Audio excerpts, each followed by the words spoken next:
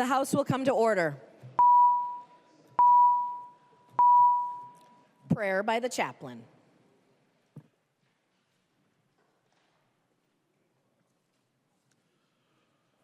Holy God, we give you thanks for these representatives in this great House who have been raised up by the people of Minnesota to give voice to our hopes and our desires, to provide for our welfare and for our shared prosperity.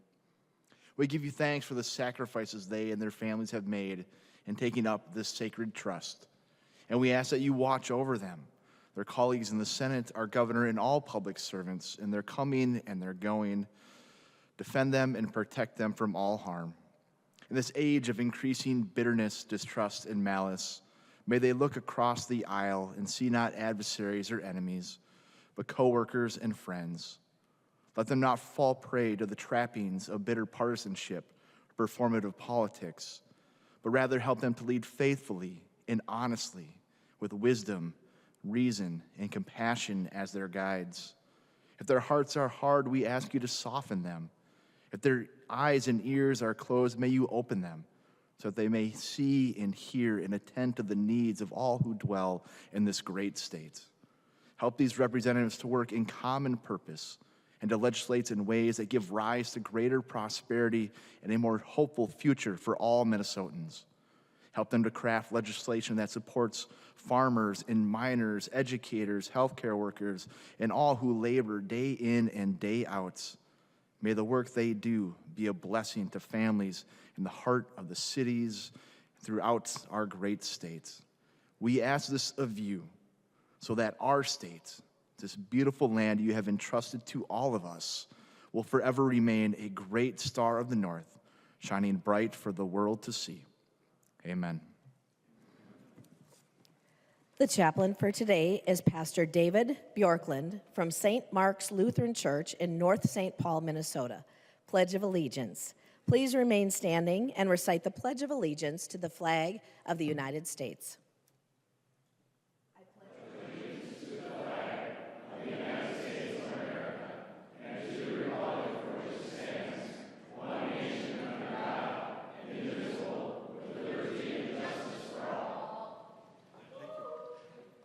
The clerk will take the roll.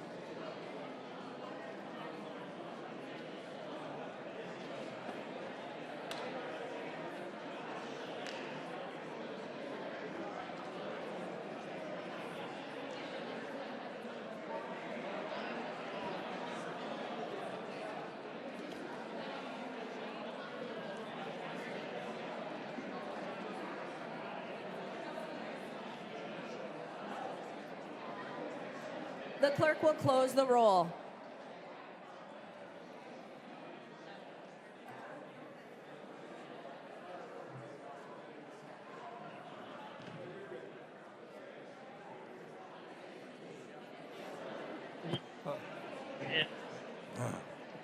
A quorum is present.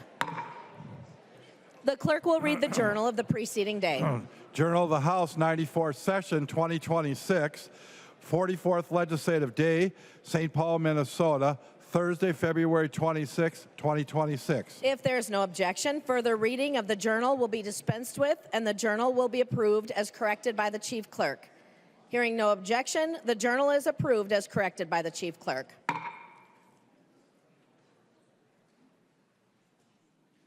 Reports of standing committees and divisions. A copy of this order of business is on your desk and online. If there is no objection, the reports will be adopted. Hearing no objection, the reports are adopted. You'll be an expert now. Second reading of House files. Second reading, House File number 3131. Second reading. Second reading, House File number 3241. Second reading. And second reading, House File number 3436. Second reading. Introduction of bills. The following House files have been offered for introduction today. The chief clerk will report the House files and give them their first reading. Introduction and first reading of House Files 3814 through 3922. First reading, House files 3814 through 3922.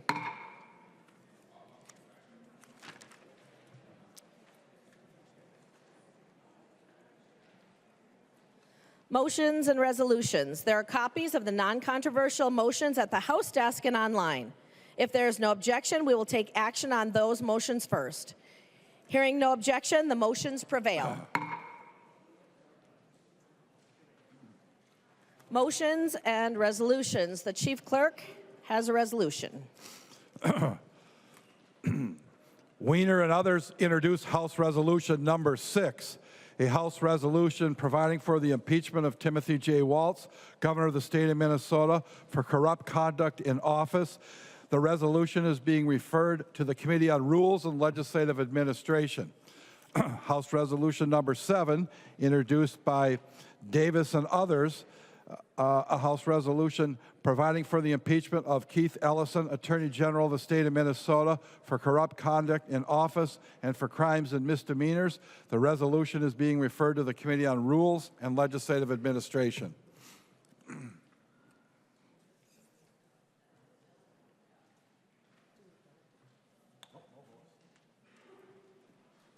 There is a motion at the desk. The chief clerk will report the motion. Long moves that the rules of the House be so far suspended so that House File number 3412 be recalled from the Committee on Public Safety, Finance, and Policy, be given its second and third readings, and be placed upon its final passage. I recognize the member from Hennepin, Representative Long, to your motion. Thank you, Madam Speaker. House File 3412 is Representative Finke's bill, which was heard in public safety and would prevent us from having secret police operating in the state of Minnesota by preventing police officers from wearing masks. It did not move out of Public Safety Committee, and so that's why we are bringing it to the floor, and I defer to the author, Representative Finke, for further explanation of the bill. I recognize the member from Ramsey, Representative Finke. Thank you, Speaker. Thank you, Leader Long, for the motion. Good afternoon, colleagues. Yes, I'm here to speak to my bill. This bill was heard in public safety last week. It is a bill that would unmask law enforcement agents in the state of Minnesota, whether they are local, state, or federal law enforcement agents.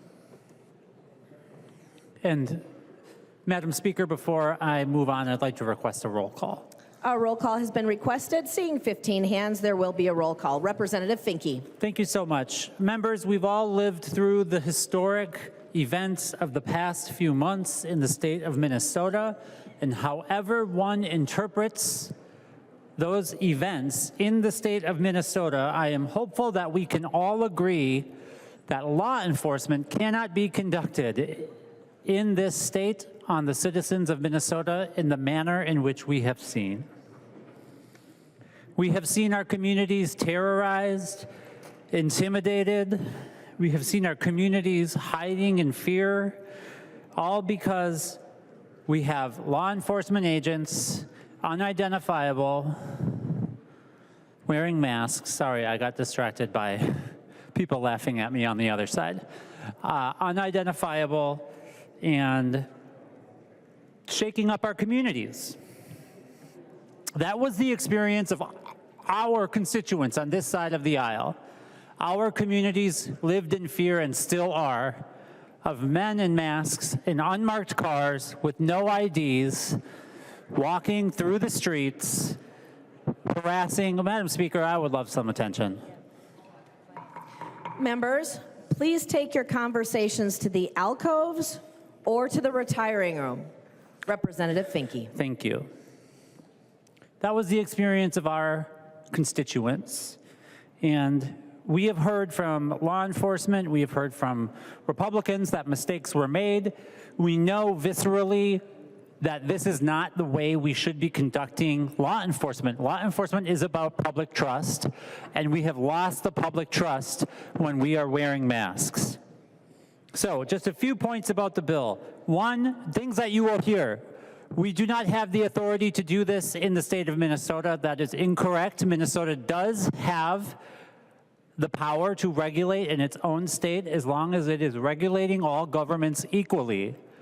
It is currently illegal in the state of Minnesota for local and state level law enforcement to wear masks on duty. Many people don't realize this, but you cannot wear a mask and perform your duty with certain exceptions that are marked in the bill.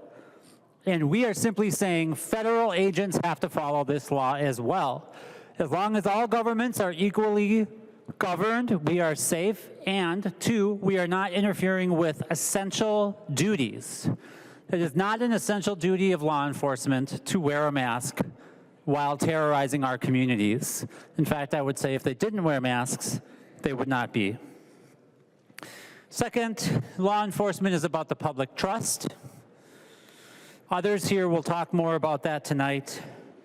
But masked men in unmarked cars with no badges and no IDs, approaching homes, taking children, taking husbands, taking wives, there is no public trust in this. And I don't know about all of you on the other side, but I have had men in trucks harass me and abuse me and beat me up. And the idea that a masked man in a truck is going to approach my house and I will give him some sort of public trust, it is not acceptable. It is not acceptable for us to accept this. These are people, these are strangers taking family members from their families, and we must trust that they are doing this for public good. We all know that is untenable. Finally, I want us to remember that no law enforcement agency in America, anywhere, state, local, federal, anywhere, is allowed to wear a mask while performing law enforcement duties. With apparently one exception, and that is DHS, ICE, Customs and Border Patrol, and the DHS investigations teams. They are wearing masks. The only enforcement agency in America that we tolerate wearing masks are there to enforce the law against immigrants. And we really should sit with ourselves and with our country and understand why we think as long as you are enforcing the law against immigrants, we will allow you to behave in this manner. There are studies that show masks equal greater violence. Anonymity brings violence. You are all on the internet. We all know what that means. We also know that because of the lies being told by so many in the federal administration, this was not about targeting the worst of the worst. They are sending masked agents in response to fraud, which is not an immigration problem. We know what this is about. It is about power. And power from a secret police agency for the purposes of a single man. We have all watched ICE and CPB these past few months. We have seen harassment and assault, broken windows, racism, racial targeting, misogyny, anti-LGBT violence. We've seen children abducted, deported in the middle of the night. We've heard of teen girls now being forced to sleep in hotel rooms with their abductors. We have seen 2 Americans, Renee Good and Alex Preddy, killed. All in the name of our immigration enforcement, all done by men in masks. So why this agency? Why will we tolerate this? Mankato just decided this morning, in fact, that they will not tolerate this. Law enforcement agents around the state understand we cannot tolerate this. You cannot run a society behind a mask. In Minnesota, everyone said no to masks and secret police. Everyone, except elected Republicans. It is not too late to join us. Let's ban masks on our federal agents. I recognize the member from Sherburne, Representative Novotny. Thank you, Madam Speaker, and thank you for bringing this bill forward, Representative Finke. I will just have to disagree with you on the needs and what is good for the state. We have made substantial changes into the identification of police officers and how they should be able to have ID and badge numbers available in the bills that we have coming forward. I find it interesting that we have a bill that, and you actually did at some point testify to the bill as it pertains as a bigger part of everything else that you testified to. But what you want is you want protesters or people that are rioting to be able to wear a mask, and they want to be able to wear a gas mask so that they can't be gas masked. As I said in committee, it's not a well-written bill. It doesn't make a lot of sense, and I urge the members to vote no. I recognize the member from Ramsey, Representative Curran. Thank you, Speaker, and thank you for the discussion, members. Today I rise in support of this motion and hope to appeal to the humanity in the room and hope to appeal to some of the very real and important conversations we've had in committees outside of kind of the political theater that happens here. I think we really have connected on some values, and I hope that we can continue that today. We have almost 11,000 licensed peace officers in the state of Minnesota. And every day that we all have the privilege of coming here to serve in this building, walking these halls, I think it's most of our experience that we smile at the humans who are here to protect us and thank them for the role that they provide to us all here. And I want to talk a little bit about that. Folks who are licensed peace officers and folks who do other roles in the community to help others, if you've served in one of those roles, you know that this isn't just a job. It's a calling. And that's a calling from your heart. It's a calling to protect the people in your community. It's a calling to serve people in their greatest times of need. It's a calling to make positive differences in the lives of people experiencing crisis, people that we all rely on to get through our days on our path to be good and healthy humans. That's what we all want. Some people do this as doctors or nurses. Some people do this as paramedics or firefighters. Some people do this as educators, as social workers, or as therapists. And some people do this as peace officers. And not only are they tasked, as many of you know, with a lot of the responsibilities of the other jobs that I just listed, but they also enforce the law, and they're also in place to maintain public peace. And of all of those responsibilities that peace officers hold in the state of Minnesota and all the roles that they play in our society, there is one so crucial that the license bears its name: peace officer. There is a lot of pride and integrity in being a police officer. Anyone who's gone through the process to become well-educated and understand the laws in Minnesota, anyone who's had the privilege of serving people in the role of peace officer knows that pride and integrity are central to having this duty.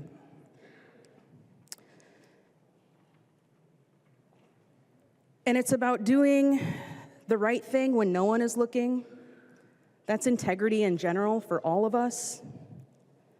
And certainly integrity must mean that we want to do the right thing when people are watching.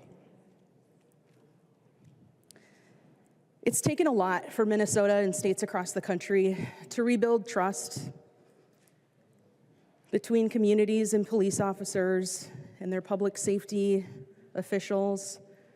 There have been a lot of things that have happened over the course of the United States history that have given us opportunities to repair those relationships.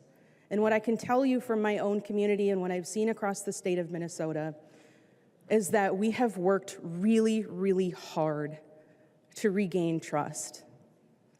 And sometimes, as we all know, when something happens, not just in Minneapolis, but in Texas, in Washington, D.C., these things affect how our peace officers are seen and interpreted in the state of Minnesota. We've all done incredible work to make sure that we have good relationships. I'm reminded of a call that I took to help a survivor of domestic abuse.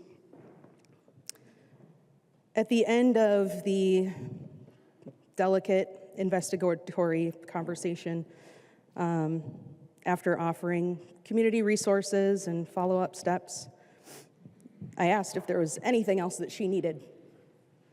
And she did. It was a hug.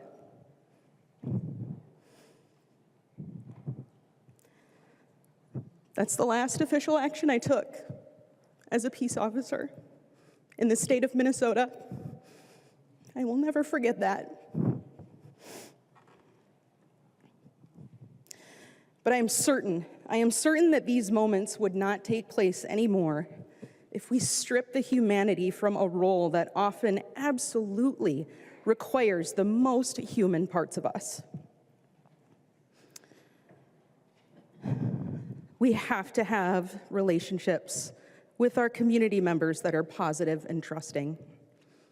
I know that as a representative now, I have worked very hard to ensure that my own community hasn't lost trust in the departments that serve us, offering insight and reassurance to community members on a daily basis that the federal activity does not reflect the values and practices of those locally who are protecting us, those who are well-trained, professional, licensed peace officers in the state of Minnesota.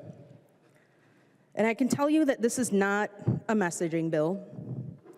This is not about political theater.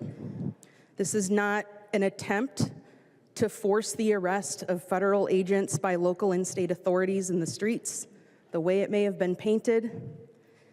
In fact, physical arrests, as many of you know, aren't necessary for all misdemeanor, and in these cases, it would absolutely be appropriate to issue a summons or court order for this misdemeanor, as often is done. No, this is about preserving trust and delivering public safety services with honesty and integrity in the state of Minnesota. Whether one agrees with the purpose of federal actions that have taken place here, whether or not one believes the stories people have told as seen by their own eyes, one truth exists. Anonymity erodes trust. It promotes fear. It desensitizes children, vulnerable adults, and all of us really, to the dangers of masked, unidentified people invading our spaces, demanding information, and just getting into their vehicle with the expectation that we ask no questions and that no information we want to provide, will improve the situation in any way. This is not normal.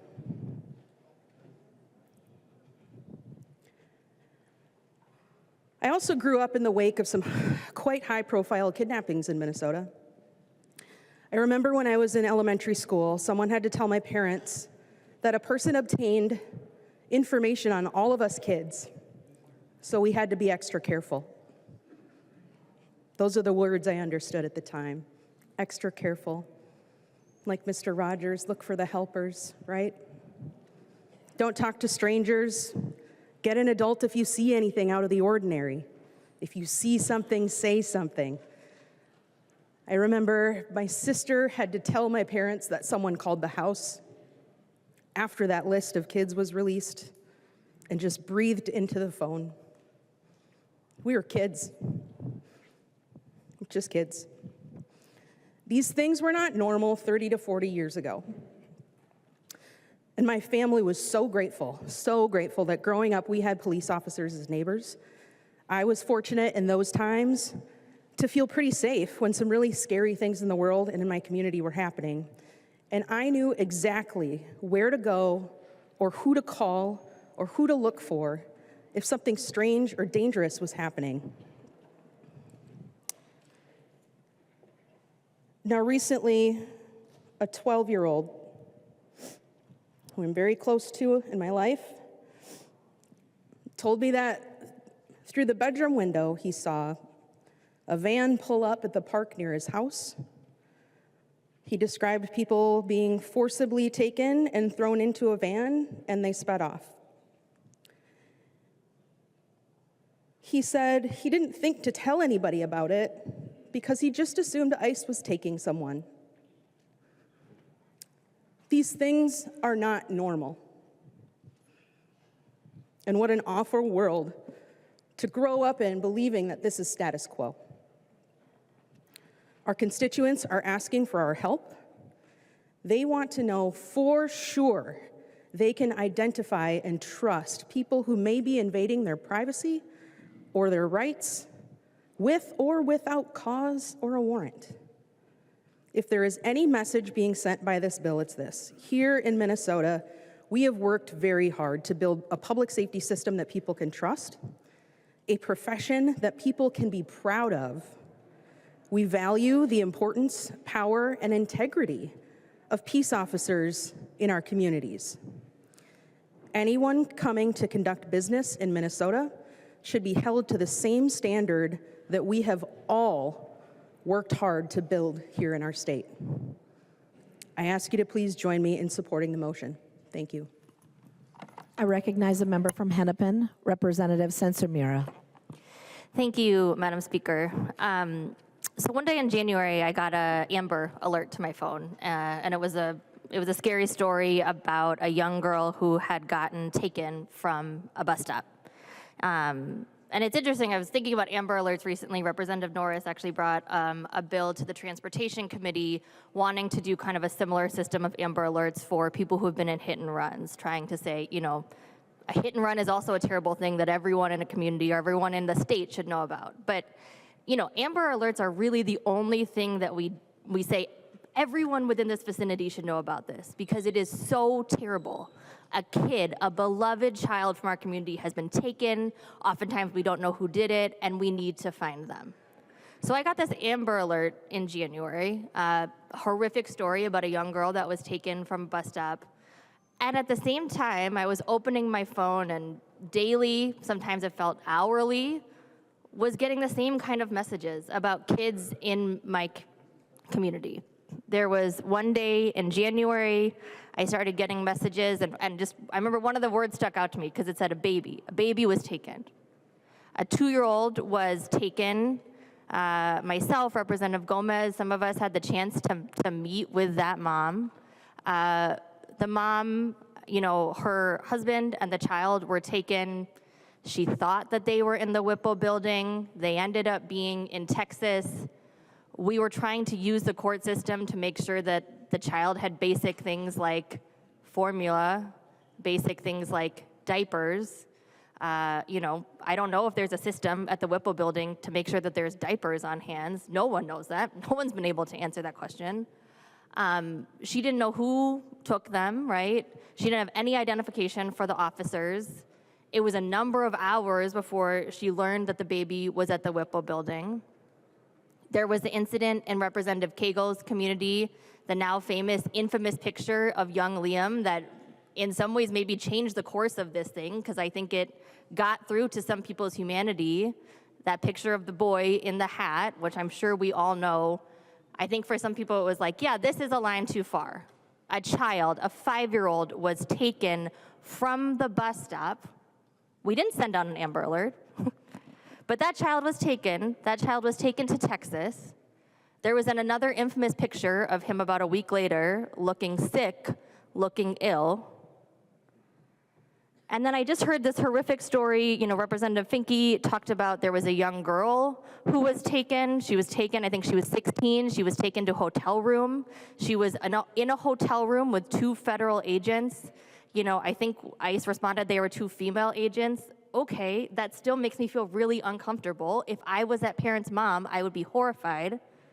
16-year-old boy from Minnesota was sent to a Christian youth center in Michigan. He was missing from the system for days. His family could not locate him. He was given 6 vaccinations. I don't know if that wakes up anything on your side of the, I don't know, you don't like that, right? Vaccine freedom. 6 vaccinations, I think without his parents' consent, without his consent. So these are beloved children from our community that were kidnapped by masked agents. And without this law or without any accountability, there's not anything saying that this won't happen in the future. I think about the reign of terror that has come down on the children of Minnesota. And I think about the children that are actually taken that have horrific memories of a hotel room, that have horrific memories of being put into a van, horrific memories of being forced onto a plane, horrific memories of being in the Dilley Detention Center for 15, 20, 60 days. This is the stuff of like a Liam Neeson movie, right? Like your kid is taken by masked agents, put into a van. And yet, without this law, without any accountability, we are saying that for some children in our community, we will send out an Amber Alert. We will shut down everything in the state to help find them.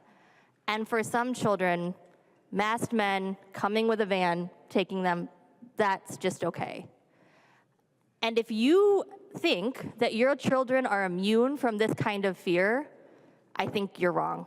I think all of our children have been impacted by this.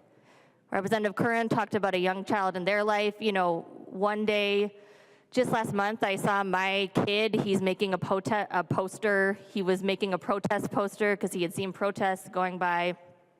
And I said, what does it say? And he said, it says, keep Yuna safe. Yuna is the name of my child that I brought with me last session, my baby. My 4-year-old had made a sign that says, keep his little sister safe. Because he knows that something is happening, right? Even if he can't voice it. He's been talking a lot more about bad guys in the last month, and I asked him, what do bad guys do? And he said, they take people away. So that's coming into all of our psyches. And the last thing I want to say is just the disappointment that we cannot have a different conversation about this based on what we have all collectively been through here in Minnesota. I think it was the fall, there was this terrible story about a couple in New Hope. And they were in a parking lot. ICE agent gets into this couple's car, doesn't identify themselves. They ask for identification, they ask for what they're doing. The person drives to the police station because they think they're potentially being kidnapped because, again, masked agent won't identify themselves. And then they tried to charge that couple with kidnapping the ICE agent when the couple thought they were being kidnapped because someone got into their car and wouldn't say who they were. And I called Representative Frazier, and I said, God, this is so awful. And I said, but I think in Minnesota, we talked about like what was happening with California with the law, and I was like, I just have to think that in Minnesota, given what we have been through this summer, where a masked person came in impersonating an officer and killed our colleague, I think in Minnesota, we're just gonna have to have a different conversation about this. And it's really disappointing that we can't. But given the fear that I think we all feel deeply knowing that people can impersonate people, people are dangerous if we don't know their identity, I hope we still can have that different conversation. Thank you. I recognize a member from Ramsey, Representative Pinto. Thank you, Madam Speaker. And members, thank you, Representative Finke, for bringing this forward. Looking at the bill, members, you'll see this is a pretty simple clarification of our current law and allows several exceptions for law enforcement officers. We want to make sure that they would be able to wear masks. I think you're where I work with many officers, and I work outside the legislature.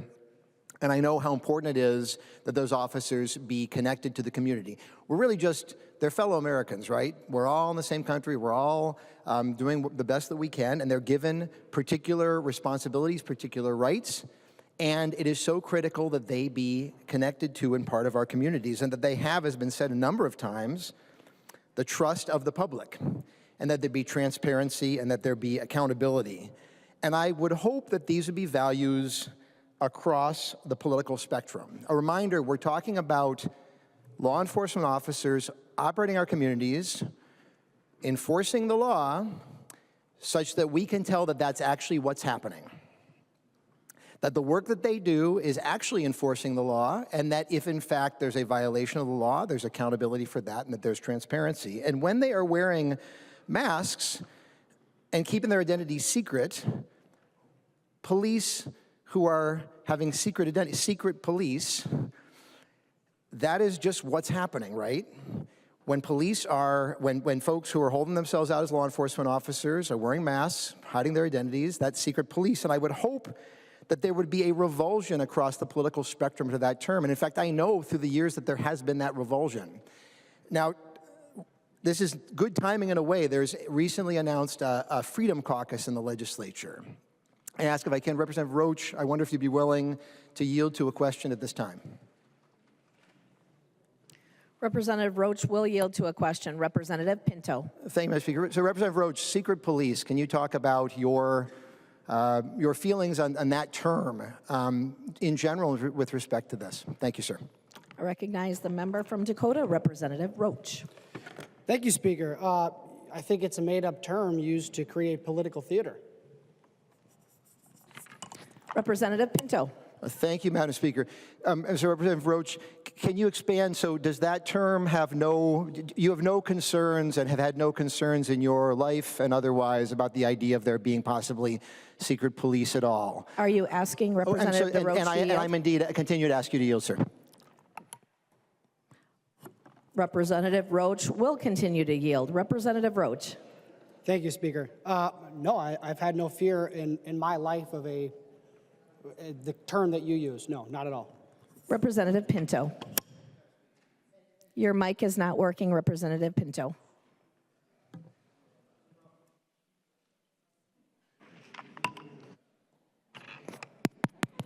Maybe now? Okay, thank you, Madam Speaker. Representative Pinto. Thank you so much, Madam Speaker. Not sure what's going on there. I'll ask Representative Roach to continue to yield, if he will. Representative Roach will continue to yield. Okay. Representative Pinto. Thank you so much. Representative Roach, how do you feel about law enforcement officers hiding their identities as they interact with the public? Representative Roach. Well, I think in the context that you're bringing this is you guys are specifically bringing this in context to ICE. And as many of us recognize, ICE is dealing with the most dangerous criminals that we have in our society.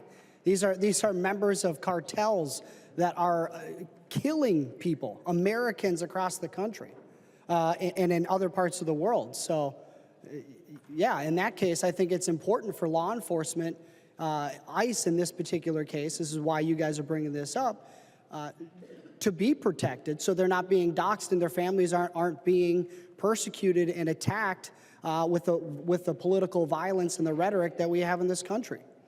Representative Pinto. Thank you so much, Madam Speaker. I'll ask Representative Roach to continue to yield if he will. Representative Roach will continue to yield. Representative Pinto. Thanks so much, Madam Speaker. Representative Roach, I guess I was asking, though, in a broader context, I hadn't limited to this, beyond the particular context of this, what do you believe about law enforcement officers wearing masks? Would it be the when officers are dealing with, as you say, those dangerous criminals? Can you just describe that a little more? Representative Roach. Thank you, Speaker. Well, I see what you're doing here, and you're trying to cause more. Again, this is in context. Earlier on, we were talking about not bringing this to be theatrical and to create this again theatrics of what you guys were trying to do, but in good faith. And clearly, your line of questioning is not in good faith, but to create political theater, so your side continue to tell that people or kids are being kidnapped at bus stops, and bad guys are coming and taking Americans or our neighbors. So your line of questioning, I think, is completely absurd. And I think every person in this room wants checks and balances to make sure that people's civil liberties are in place, with exception to the fact that ICE is doing the job and the will of the American people to make sure that our neighbors, American citizens, are safe in the communities that they live. Representative Pinto. Thanks so much, Madam Speaker. And Madam Speaker, members, I want to make sure Representative Roach, I gave him the courtesy of finishing his remarks, and I won't bring up a point of order, but I might ask you, Madam Speaker, if you could caution members not to question motives, people's faith or good faith or bad faith. I would hope we all would be recognizing we're acting in good faith regardless, if you would. Members, I want to remind you to refrain from using personalities in debate or questioning of members. Representative Pinto, you have the floor. Thank you so much, Madam Speaker, and thank you, Representative Roach. Representative Roach, are you saying, when you said that ICE agents are working with the worst of the worst and that's why they need to wear a mask, are you then saying that our hardworking sheriffs, deputies, our law enforcement officers throughout the state, U.S. Marshals and others, that they're not working with the worst of the worst? I'm just trying to understand, since they don't wear masks, unlike the ICE forces that have been invading our state the last 2 months. Representative Pinto, are you asking to Representative Roach to continue to yield? And indeed I am, Madam Speaker. Representative Roach will continue to yield. Representative Roach. Thank you, Madam Speaker. Well, I would say that if the new norm is going to be doxing law enforcement officers and following them where they go, we might have to get to a point where law enforcement has to be protected and wear masks, because it clearly looks like they are dealing with some of the most violent individuals. So as of right now, it's ICE is dealing with some of those very, very dangerous people. But as these organization and criminal enterprises continue to organize and become more structured, we may have to get to that point, which is a sad state in our country. Representative Pinto. Thank you, Madam Speaker. Yeah, and Representative Roach and members, as I think you're aware, so I've prosecuted human traffickers, prosecuted folks who've committed extremely dangerous crimes, and those law enforcement officers interacted with them were not wearing masks.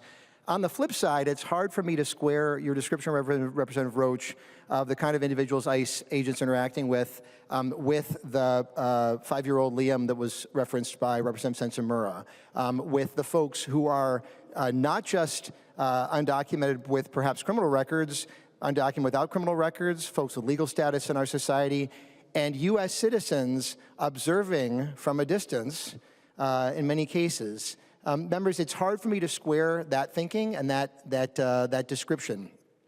Members, for many years, we have heard the term secret police used by those on the right as a term of great concern, and I think by those of us on the progressive side as well as being significant concern. I will say that many of us, I think, viewed this as something that actually could achieve quite a lot of consensus. There's sort of nothing more un-American than having a coercive authority show up, not be transparent, not be accountable, have it be there's no way where your family knows where to get any recourse if somebody violates your rights. How could you possibly do that because you can't identify who the person is? Nothing more un-American than that.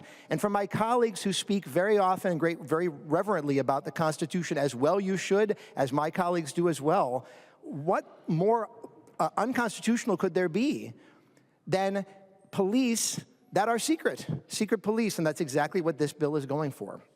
Members, police need to have the trust of the communities that they serve. The law enforcement officers that I work with do that, and those that we all work with around the state do that as well.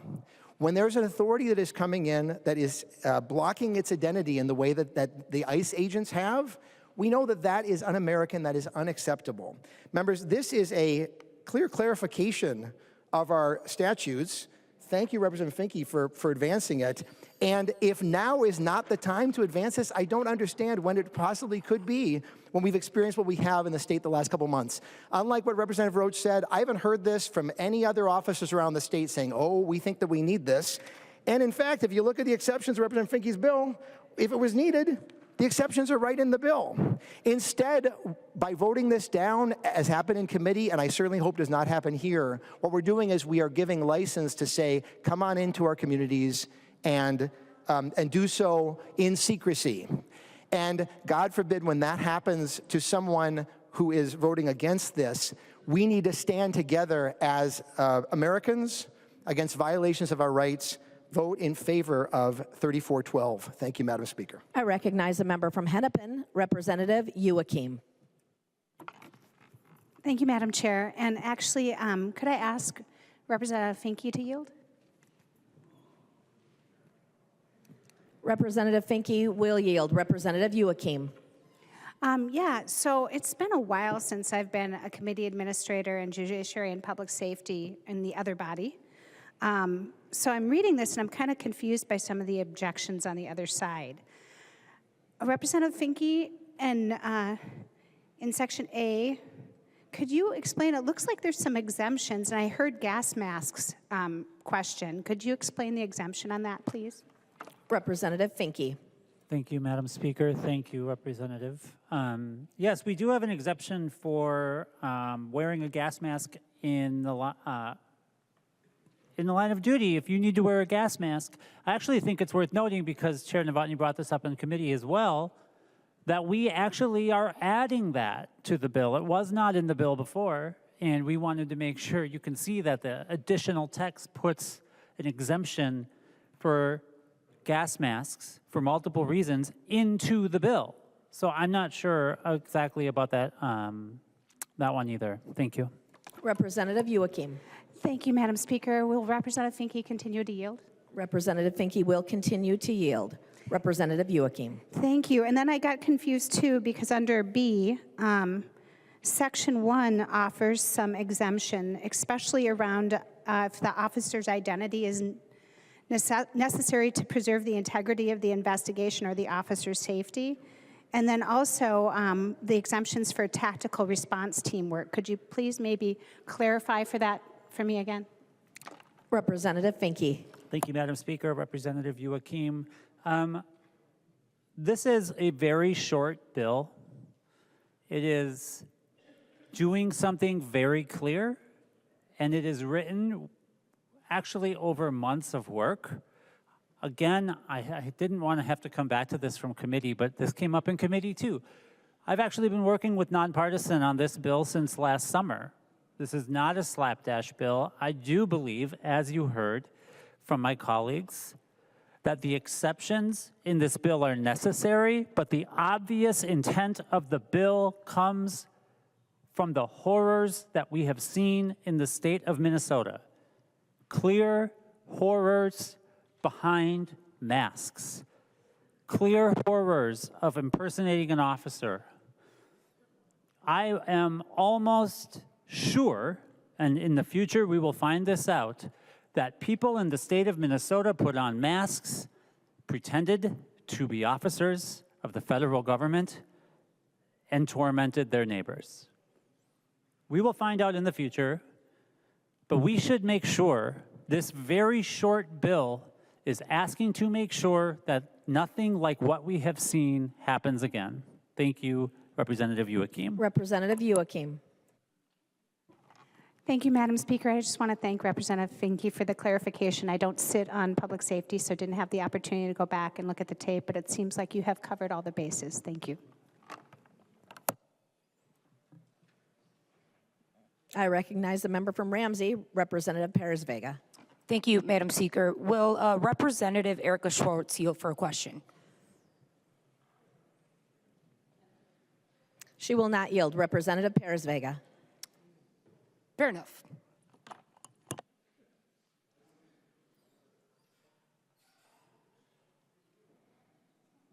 I recognize the member from Anoka, Representative Niska.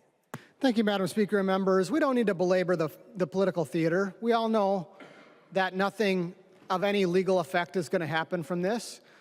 And no one's fooled by the party of defund, demonize, and dox, that suddenly you're in support of law enforcement. And we know why this is necessary. I was actually at the body that has the power to regulate this in the U.S. Senate when, in a Senate hearing, when the leader of ICE, the head of ICE said, I'd love for my agents not to have to mask, but the reason they have to mask is because they face an 8,000% increase in death threats because of the party of demonize, defund, and dox. So that's what's going on. First of all, they can regulate it, we can't. So let's stop pretending like this is anything other than political theater that's happening here. But no one's fooled by your gaslighting, by pretending like you're not the party of demonize, defund, and dox. And so stop doing that if you don't want ICE officials, federal law enforcement, to feel threatened. Members, we don't have a problem here in the state of Minnesota with anyone we can regulate, anyone we have the power to regulate. There's no point in this bill other than theater. Members, vote no.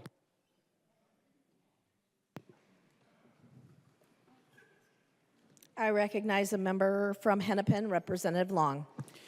Thank you, Madam Speaker. Madam Speaker, policing is a public trust, and we grant extraordinary powers to police officers, whether they be federal, state, or local, and in response, we deserve from the public to be able to trust those individuals. And we know that in circumstances where you can't identify who is operating in our communities, that erodes that trust. And that is why no state or local law enforcement agency wears masks, nor do they support wearing masks. If somebody is taking your coworker, your friend, in ski masks and tactical gear and putting them into an unmarked vehicle, do we really want members of the public to be asking, is that law enforcement or is that a kidnapping?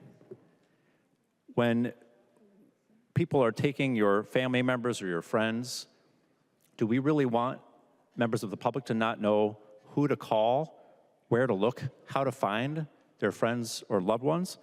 This is the bare minimum we should expect from law enforcement operating in our communities. Identification is a critical part of what it means to be law enforcement in a democracy. And that is why our local and state law enforcement have spoken out against masked agents operating in our communities. None of them wear masks. And guess what? All of them operate with dangerous criminals every single day. So do our prosecutors, like Representative Pinto. So do our judges. It was suggested on the floor that, well, maybe we should have everyone start wearing masks. Maybe local law enforcement, maybe prosecutors, maybe judges, maybe we should have secret courts, right? Is that really the America that we believe in? No. We cannot have secret police operating in our communities.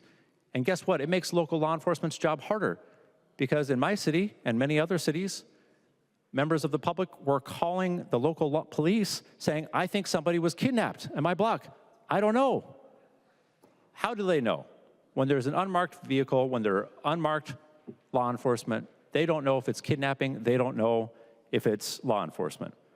The public doesn't want secret police operating in our state. We sure can regulate even-handedly for law enforcement that is operating in our state, as this bill does. Members, this should not be a hard vote.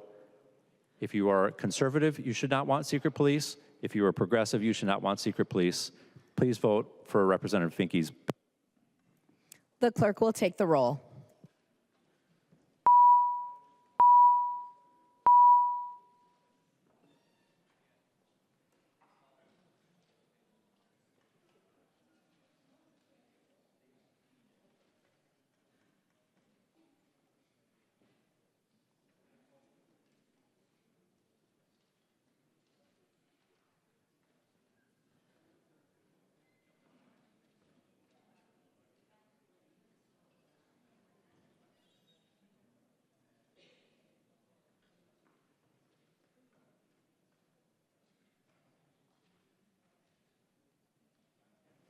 The clerk will close the roll.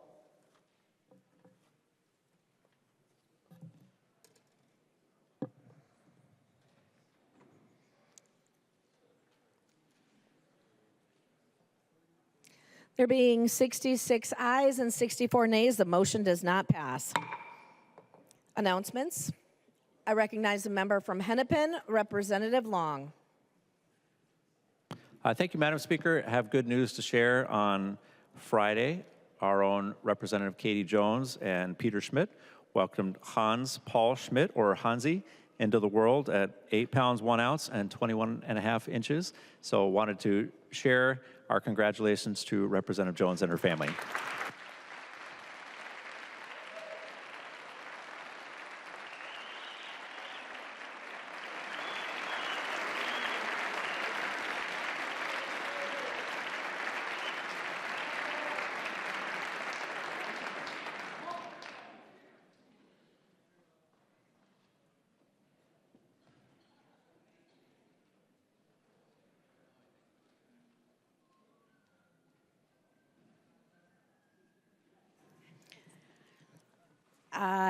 Further announcements, I recognize the member from Crow Wing, Representative Heinzman. Thank you, Madam Speaker. I want to invite you members to the annual Minnesota Forest Industries legislative reception. Mark your calendars. It's not that hard. It's tomorrow. CHS Field, 4 to 8 p.m. They will have small plates and cash bar. And you're all welcome to enjoy a nice evening with industry leaders and board members who support the local communities of the Northland by surrounding you with abundant products from healthy forests. So please do put that on your calendar.